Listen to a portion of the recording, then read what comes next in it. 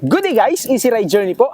For its look, magugulat kayo sa kanyang presyo. Ito nga pala ang pinakabagong scooter ni FKM, ito si Hunter 150. Dual sport na scooter, gusto mong malaman yung kanyang details, tutukan mo dahil i-check na nga natin yung kanyang specs, features, and also the price.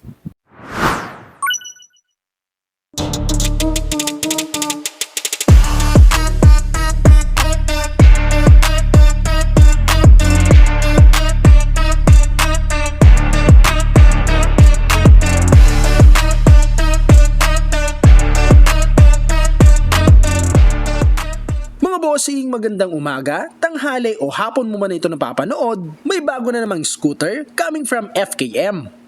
Meron itong aurang big bike from afar dahil kamukha ito ng BMW GS 1300. Kamukha sa itsura pero hindi sa presyo. Very competitive ang presyo nito kung looks ang ating pag-uusapan. Meron ka ng adventure touring scooter sa halagang 2,000 pesos. I-price reveal natin siya later on pero pag-usapan muna natin ang mga kulay na available. Dalawa lang mga bossing, puti at green. Gusto mong umorder, i-PM nyo lang po ako sa ating Facebook page, Easy Ride Journey. Dito tayo sa kanyang gulong, ang tire size nito is 120/70 by 12. Malapad kesa sa ADV pero mas maliit ito ng diameter. Ito ay tubeless and mala NMAX style din yung kanyang design. Papansinin nyo nga rin yung kanyang stock tires ay dual sport, pwede sa semi-off-road at pwede rin sa highway. Suspension naman natin, telescopic fork, mataba-taba rin itong kanyang suspension. Meron din itong guard sa kanyang suspension to ensure na hindi mapupuruhan yung ating telescopic fork. As far as I can remember, ito pa lang ata yung adventure touring scooter na merong suspension guard na stock galing kasa. Napansin din natin dito na meron siyang rubber boots. Maganda yan to prevent na may makapasok na putik o buhangin dun sa kanyang oil seal. Meron na rin naka-install na reflector, rectangular. Goods yan lalong magiging visible ka sa gabi. Meron naman tayo dito ang masculine looking fender na matte po yung finish. Pasado yan dahil hindi siya gasgas prone. Unlike kasi sa glossy finish talagang halata. Etong si Hunter 150, hindi pa ito naka-combi brake system pero ito na ay naka-hydraulic disc brake with 2-pot caliper.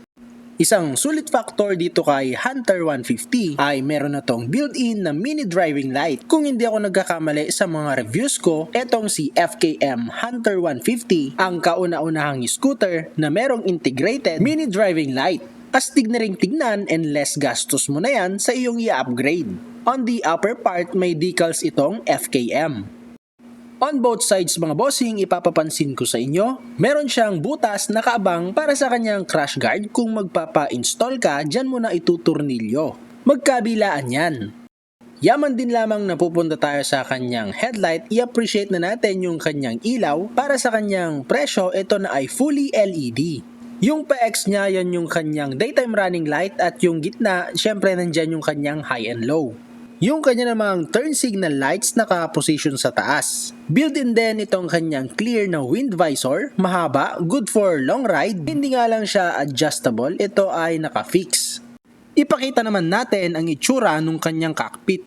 Ito ay naka-naked handlebar, black yung majority ng kanyang kulay at kung makikita nyo ay malaki yung kanyang side mirror. Dumako na tayo dito sa kanyang mismong handlebar, left side muna tayo. Ang buttons natin, high and low beam yung kanyang busina at nandyan yung kanyang turn signal lights. Plus may hazard na rin to. Para buksan yung kanyang hazard ay bibilisan mo lang yung pag-slide ng button from right to left or left to right. At kapag nagawa mo yon, eto na yung kanyang activated na hazard light. Alright, puntahan naman natin itong kanyang meter panel. Mukha naman siyang matibay pang off-road ang datingan. Kitang-kita ang kanyang display kahit natirik ang araw. Ang naka-display dito ay yung kanyang fuel level indicator which is very essential para malaman natin kung kailan tayo maggagas. Nandyan din yung clock, yung kanyang RPM, odometer, trip meter. Yung light indicators ay nasa taas at may dalawang button para sa set and reset. Mga buttons naman natin sa right side, nandyan yung kanyang kill switch. Nandito yung switch para sa kanyang daytime running light at headlight. At syempre yung kanyang starting system na push button. Dito naman sa kanyang grip, makapit din to sa kamay and unique yung kanyang style. Ang kanyang bar end naman ay bakal. Yung kanyang levers, itim ang paint job. Additional information din mga bossing, kung izoom natin sa taas ng kanyang turn signal lights, merong pwedeng pagsuksukan dyan ng panali. Malay natin magamit natin yan sa camping o kaya naman kung marami kang dala. Ang ignition system ni Hunter, naka-mechanical key pa rin siya. Kapag bubuksan mo yung kanyang upuan ay dito na rin. Sa may bandang baba nito, yung may yellow, yan yung kanyang charging port. Magandang feature to sa isang motor dahil kahit nasa biyahe ka ay pwede kang mag-charge. Meron din tayo dyang maliit na front compartment. Hook para sa mga pinamili ay meron din si Hunter. Kinagandahan pa nito ay pwede mong itiklop kapag hindi mo na ginagamit. Ang kanya namang flatboard or mas kilala sa gulay board ay ito, napakaluwang din. Ito yung gustong-gusto ng mga namamalengke, yung mga courier driver, mga nagdi-deliver ng mga parcel natin dahil maluwang. Sa side stand naman, may feature ito na kill switch. Ang trabaho niyan kapag naka-engage yung ating side stand ay hindi aandar yung kanyang makina. Kapag tatayo naman tayo dito sa kanyang left side, ganyan yung kanyang itsura. May pagka-sporty yung kanyang itsura and at the same time, meron pa rin siyang pagka-city vibe. Nakulangan lang ako sa kanyang colorway, sana in the future ay mas madami pang ilabas na kulay para kay Hunter.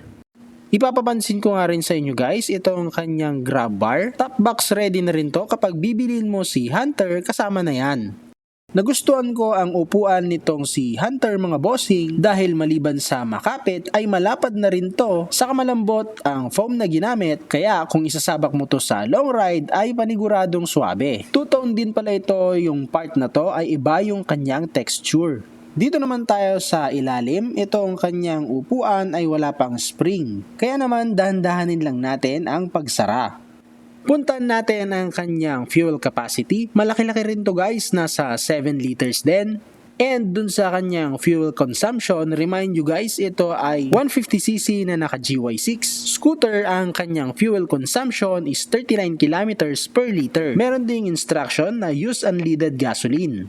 Bumaba naman tayo dito sa kanyang makina. Ito ay single cylinder, single overhead cam. Yes, naka 4 na rin to, 4 stroke, 2 valves only. Hindi na rin to papahuli, fuel injected na rin siya. Ito naman ay air cooled. Meron ito ang maximum power of 11.5 horsepower at 7,500 RPM. Ang torque naman nito is 12.2 Nm at 6,500 RPM. Braking system naman natin sa likod, syempre naka-disc brake pa rin na merong caliper na nakatupat. Ang suspension natin ay naka-dual shock. Maganda rin to kung makita nyo in actual guys. Ito rin ay meron ng mudguard galing sa kasa, ganito na yung kanyang itsura. Dito sa kanyang likod, mahaba at malapad din naman ang kanyang fender. Tignan naman natin itong kanyang taillight. All LED na yan, may pagka-smoke yung kanyang taillight. Meron din naman tayong pa-sound check guys sa motor na ito, pakinggan ng mabuti.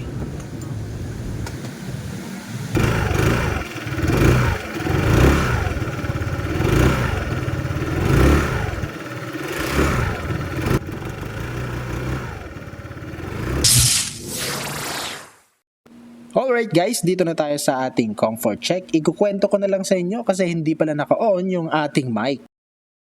Unang-una nating naramdaman dito, napakaganda nung lapat nung kanyang upuan at yung height natin na 5'6", saktong-saktong tiptoe lang tayo. Napansin ko lang napakagaan nung kanyang manibela.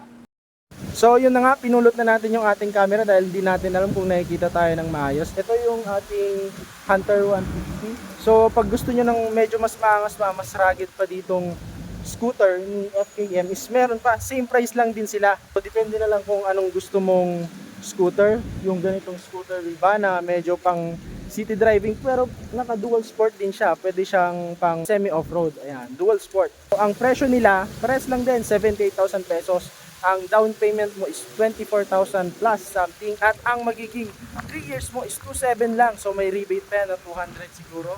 Magiging 2,500 na lang. Ayan yung kanyang presyo. Lalagyan na lang natin dyan yung ating SRP.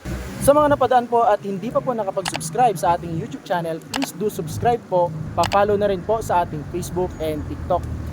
At hanggang dito na lang guys. Thank you for watching. Ride safe!